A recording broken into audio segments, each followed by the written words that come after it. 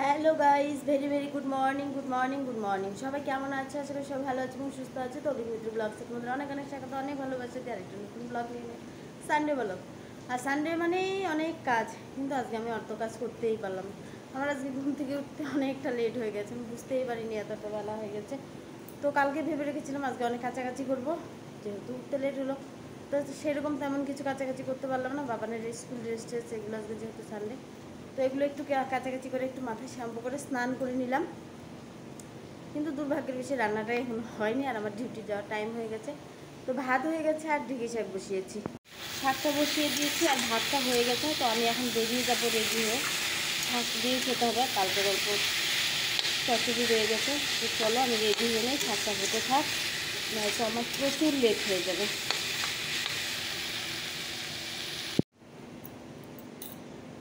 তো চলো এখন রাখি, মাথাটা চিরুনি করতে পারিনি ঠিক মতো, এখন আর সময় নেই। এখন রাখি, রেডি হইনি, পরে কথা হচ্ছে। গ্যাসটা বন্ধ করে বেরিয়ে যাই, রেডি হই।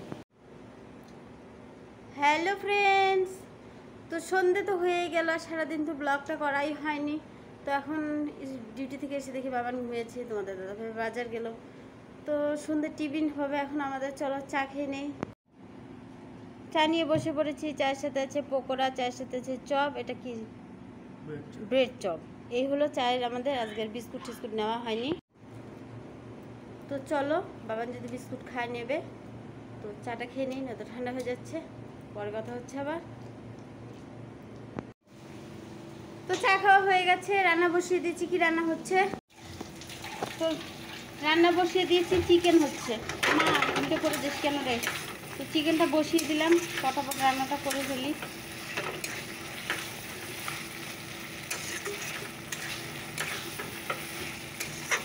মানে কি, আমি মশলা টশলা সব করে দিলাম, তোমাদের দাদাভাই রান্না করছে।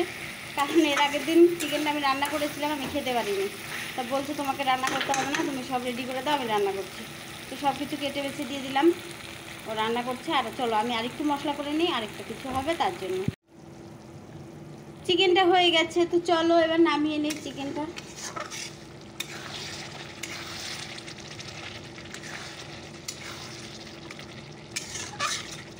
নামিয়ে নিই, চলো।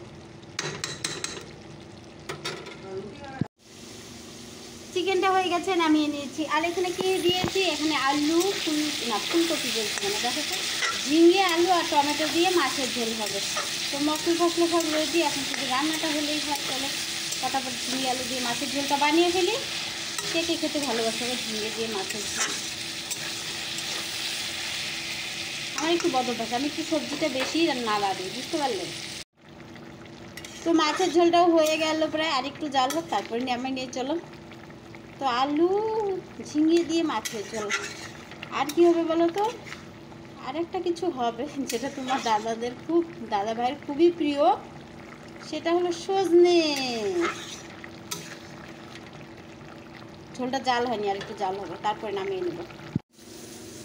মাছের ঝোলটা হয়ে গেছে, নামিয়ে নিয়েছি। দেখো মাছের ঝোলটা শুকিয়ে গেছে, আমি সবজি কাটতে বসেছি আর মাছের ঝোলটা এদিকে শুকিয়ে গেল। আর এদিকে দেখো আলু আর সজনেটা বসিয়ে দিলাম। কোনো সমস্যা নেই তাতে। সজনেটাও হয়ে গেছে, দেখছো একদম মাখা মাখা সজনেটা। তো রান্না কমপ্লিট, ভাতটা শুধু বসিয়ে দিলাম, ভাতটা হলেই রান্না কমপ্লিট। তারপরে গরম গরম খাওয়া দাওয়া। বাঙালি শুধু খাওয়া আর খাওয়া, না খাওয়ার জন্যই এত কিছু, খেয়ে বাঙালি মারা গেল। তো চলো, বাবান পড়তে বসেছি, একটু ধরি পড়াগুলো। যাচ্ছি একবার রান্নার দিকে, আরেকবার আসছি, যাচ্ছি একবার আসছি একবার, মা আসো মা আসো, এই হচ্ছে আর কি। এই কটা দিন এরকমই চলবে, তো জানি না কি হবে। হ্যালো গাইস, তো আমরা ভাত বেড়ে নিলাম আর আমাদের খাওয়া দাওয়া শুরু হয়ে গেল। তো চলো, বাবানকে আজকে ভাত গোটা রসুনটা দেবো, যেটা ভালো খায়। আর বাবানকে আজকে দুঃখের বিষয় এই যে একা একা মেখে খেতে হবে না, আমি অসম্ভব হলেও সম্ভব না, বললে তো হবে না। কি কি খাবার বলো, আমি দিচ্ছি। কিন্তু আগে 2 পিস দাও, খাইতে শুরু করি। 2 পিস দেবো, খাইতে শুরু করো, তারপরে লাস্টে হবে। আর তোমাদের দাদা ভাইকে দিয়ে দিচ্ছি, সে শুরু করে দিয়েছে। সজনে দিয়ে একদম মাখা মাখা হয়েছে মাংসটা, দেখো ঝোল নেই মাংসে, খালি তেল আর ইসে। তো আমি জানি না খেতে পারবো কি না, ট্রাই করবো একবার। তো চলো আমার ভাতে একটু ঝোল নিয়ে নিই। হ্যালো ফ্রেন্ড, খুব কাশি হচ্ছে গো আজকে, বুঝতে পারছি না কেন।